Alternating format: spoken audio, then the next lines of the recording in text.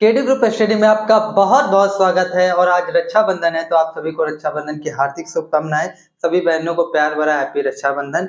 उम्मीद करते हैं आप घर पे होंगे, सुरक्षित होंगे और बहुत ही अच्छे से रक्षाबंधन मनाएंगे। अब आइए थोड़ा ऐसे रक्षाबंधन के पर्व पे हम लोग थोड़ा मैथ सीखने का प्रयास करते हैं, क्योंकि कुछ भी हो हमारा सीखना और सिखाना चलता रहेगा। तो चलिए शुरू करते हैं अपने केडी ग्रुप स्टडी परिवार के साथ। देखिए आज के इस वीडियो में हम लोग पढ़ेंगे वेन आरेख, यानी वेन डायग्राम क्या होता है। हम लोग पीछे समुच्चय पढ़ते आ रहे हैं। अब इसमें हम लोग देखेंगे कि वेन डायग्राम क्या चीज है। ठीक है, तो समझिए वेन आरेख क्या होता है। समुच्चय का सचित्र वर्णन वेन आरेख कहलाता है। आप जितने भी समुच्चय पढ़ रहे हैं ना, जो भी आप समुच्चय जितना भी पढ़े उसको अगर आप एक काम ऐसा करें कि आप उसको चित्र के रूप में प्रदर्शित कर दें तो आपका वो क्या कहलाएगा, वेन आरेख। अब सबसे पहले ये खुराफात किसके दिमाग में जागा था? तो भैया हमारे एक स्विस गणितज्ञ थे जिनका नाम था यूलर। क्या नाम था? यूलर। उन्होंने ही सबसे पहले ये विचार किया था कि क्यों ना समुच्चय को हम लोग चित्र के रूप में व्यक्त करें। ठीक है, इसलिए इसे यूलर आरेख भी कहते हैं। गले में थोड़ा सा खराश है, ठीक है, क्योंकि उन्होंने इसको डिस्कवर किया, इसलिए इसको हम लोग क्या कहते हैं, यूलर आरेख कहते हैं। तो चलिए आगे देखते हैं। ठीक है, बाद में ब्रिटिश वैज्ञानिक जॉन वेन ने यूलर विधि का विकास किया। मतलब एक थे आपसे क्या बोलते हैं, जॉन यूलर भैया, जो खोजे, थोड़ा सा उसके बारे में बात किया, फिर वो चल बसे।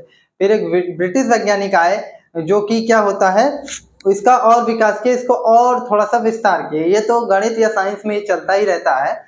ऑल्दो आपका गणित जो होता है वो साइंस का ही पार्ट है, तो इसमें कोई भी सिद्धांत अंतिम नहीं रहता। तो जो भी नए आते रहते हैं वो जोड़ते रहते हैं और अपना योगदान देते रहते हैं। ठीक है, तो इसकी खोज किसने की? भैया यूलर जी ने की। उनके दिमाग में सबसे पहले ये खुराफात जागा। फिर इस विधि का विकास किसने किया? हमारे ब्रिटिश वैज्ञानिक कौन थे? हमारे ब्रिटिश वैज्ञानिक जॉन वेन। कौन थे?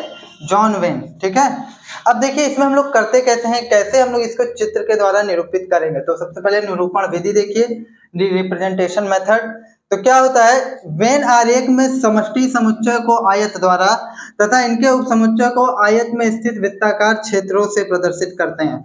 मतलब जो समष्टि समुच्चय का समष्टि समुच्चय यू बड़ा वाला, उसको आप आयत के डब्बे में रखेंगे और उसके जो उप समुच्चय होंगे, भाई कोई भी आप सार्वत्रिक समुच्चय ले रहे हैं तो कोई भी उसका समुच्चय आप सोचेंगे उसके अंतर्गत ही आएगा। तो एक बड़े से आयत में हम लोग छोटे छोटे उसके उप समुच्चय लेंगे गोले के रूप में। ठीक है, अब ठीक है, समुच्चयों के अवयवों को उस वृत्त के अंदर बिंदुओं से व्यक्त करते हैं और जो उनके अवयव होते हैं समुच्चय के, उनको हम अंदर लिखकर बिंदुओं के द्वारा व्यक्त करते हैं। तो कोई प्रॉब्लम नहीं। ठीक है, यहाँ तक समझ में आया कि समुच्चय की खोज किसने की, ये आपका वेन डायग्राम क्या है और इसको बढ़ाया किसने, इसको रिप्रेजेंट कैसे करेंगे। तो सबसे पहले सवाल लगता होना चाहिए, समुच्चय ये वेन आरेख है क्या? समुच्चय का चित्रीय निरूपण ही वेन आरेख होता है।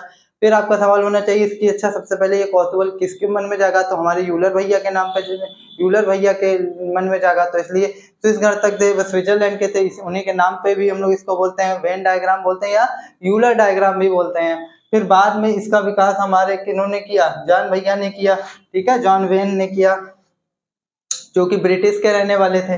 बाद में हम लोगों ने ये सीखा कि इस विधि का यूज कैसे करते हैं हम लोग। सबसे पहले जो आपका यू होगा, समष्टि समुच्चय होगा, उसको हम लोग आयत में रिप्रेजेंट करेंगे और उनके जो उपसमुच्चय होंगे उनको वृत्तों से रिप्रेजेंट करेंगे और उनके जो अवयव को कहाँ लिखेंगे? वृत्त के अंदर लिखेंगे। इतनी बात हम लोग सीखे थे। ठीक है, अब देखिए यहाँ कुछ एग्जाम्पल्स मैंने लिखे हैं। देखिए, माना एक समुच्चय ए 1 2 3 है, सार्वत्रिक समुच्चय यू में स्थित है। तो बड़ा सा आपने क्या बनाया?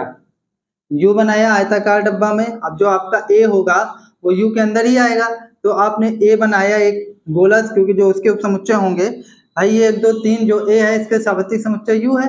अब ए यू में क्या है, ए से ज्यादा एलिमेंट है, इसलिए वो इसके लिए सार्वत्रिक समुच्चय का काम कर रहा है। तो अब इसके अंदर भी इसके अवयव को हमने इसके अंदर 1 2 3 बिंदुओं के द्वारा दर्शा दिया। अब देखिए हर बार अवयवों को दर्शाना संभव नहीं होता, क्योंकि हो सकता है किसी में बहुत ज्यादा अवयव, तो हमारे पास छोटा सा वृत्त है, क्या हम पूरा अवयव लिखेंगे क्या उसमें? तो हम लोग इसमें अगर ए लिख दिया और ये एलिमेंट नहीं भी लिखे, ये एलिमेंट अगर नहीं भी लिखे तो हम ये मानेंगे कि 1 2 3 इसमें है, कोई दिक्कत नहीं। ठीक है, आगे चलते हैं। देखिए अब एक समुच्चय माना ए ई आई ओ यू एक समुच्चय है।